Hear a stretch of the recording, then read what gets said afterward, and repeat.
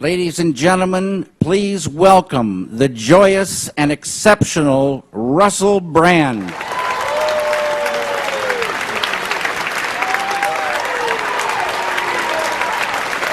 Thank you. Thanks. Thanks for that welcome. Thank you for that introduction, mysterious disembodied voice from the wings. I'm very happy to be with you tonight, and it would be at any time, but particularly now because, you know, live in the moment and everything. It's one of our key messages. I'm honoured to... Oh no, excuse me. I mean, in spite of the deep spiritual journey that I've undertaken in the last 14 months, I still do care if my trouser leg's outside my boots. That's not meant to be like that. In spite of the transcendence, there are still sartorial considerations that have to be observed. I mean, within us all, there is limitless light and potency and the potential for absolute enlightenment and limitless creativity, but people won't listen if they're thinking, why is one of his trouser legs tucked in? The medium is the message, some people say. It's a thing I've heard said anyway. So, thank you for attending this Change Begins Within event. Firstly, I suppose I would like to tell you about how I came to be involved with the David Lynch Foundation, Bobby Roth, and some of the other beautiful, mysterious individuals, some of whom you'll be familiar with, others you'll acquire familiarity of over the course of the evening.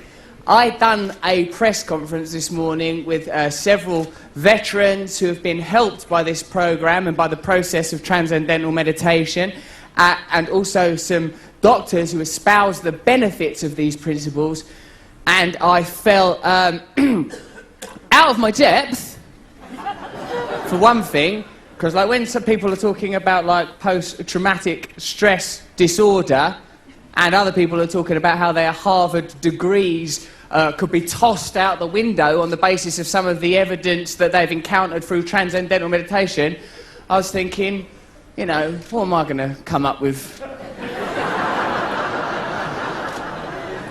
I did think about lying, and saying I'd been involved in a war. Thought maybe I could get away with the Falklands, I'm English and that.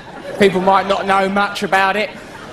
But I think it's pretty easily ascertainable from my walk that I've spent little time in the military.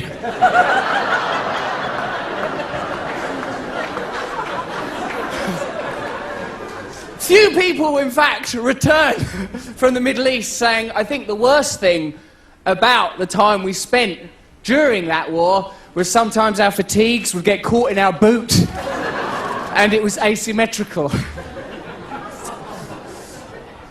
It's much, much more serious and powerful than that. And in fact, the David Lynch Foundation, I have observed, has focused its attention and its philanthropy in areas of society most in need of benefit. Schools, homeless people, the native people of this country, and of course the military. Now I, as you have already clearly gathered, am not qualified to talk in detail about the humanitarian aspects of this charity, but I can talk personally about what the foundation has meant for me and what the practice of TM has done for me. I met Bob Roth and David on account of I was making a documentary about the search for happiness from the perspective of someone. I grew up with not much money, wanted to be famous and stuff, got some money and some fame, and discovered, to my chagrin and astonishment, that that did not fulfill my desire for happiness.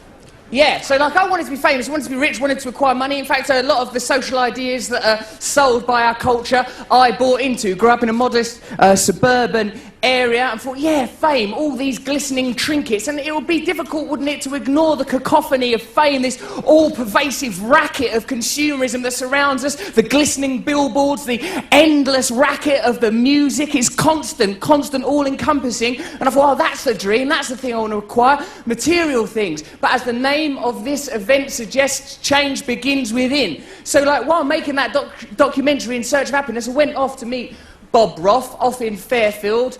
Iowa. And, yeah, that's a mad trip, that place.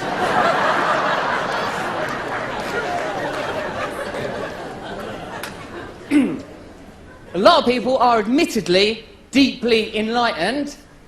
Like, you know, you meet Bob, and a lot of people that have been educated, they're beautiful children that have spent their life free from the kind of cultural influences that I've personally encountered, and you can see a light in their eyes. And Bobby Roth taught me to meditate, and there's some, you know, and it's a very sort of, like, you know, I know the Foundation are very keen to focus on the practical elements of it because that's more applicable and it's non-denominational, so it's more useful to more people. But I'm interested in the spiritual elements of this Transcendental Meditation program, and that's where I found it most fulfilling. Get there, Bobby Roth takes you off, teaches you Transcendental Meditation, a lovely process. You're given a mantra, which you mustn't tell anybody. That's really hard, eh? Because I've got a really good one. You can't tell no one your mantra. That's really difficult at first. And when I met some of the children in Fairfield, I was like, oh, it's difficult, isn't it, that you can't tell no one your mantra? And like this girl agreed with me. She said, yeah, like I found it really hard as well, Russell. So, you know, it is difficult. Like when you first get your mantra, because you want to tell everybody, about it. And I goes, yeah. How old were you when you learned to meditate? She was 5, though. I was in my 30s. I'm behind emotionally. The process for me, though, having now acquired, I've been practicing for 14 months, is really, really beautiful. I've found that there is an ever-present sanctuary within me, and presumably, if it's within me and with the other people who you'll hear talking later, it's within us all.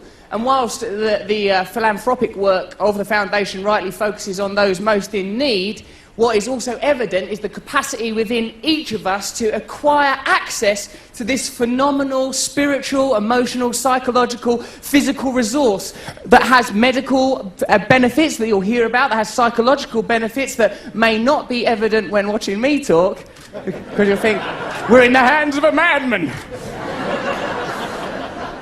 But as you hear some of the other speakers tonight, you'll realise the sort of the potency of this practice, how it helps creativity, you know. And for me, yeah, I've discovered that there's limitless compassion within all of us, that there's limitless creativity within all of us, that there is absolute oneness, that we have access to it at any time. Now, I think the things you'll hear about tonight are a lot more pragmatic. You know, that's like some of the things you'll hear about from some of the doctors and veterans and brilliant and articulate speakers that are coming up later. But, you know, my personal experience of it has been, yeah, like losing myself. If you don't know already, you will surely be intuiting that I spent a long time as a drug addict. And, sort of crack, heroin, they're all right at first. But there are some, I mean, I don't know if you know this, there are some detrimental side effects if used long term.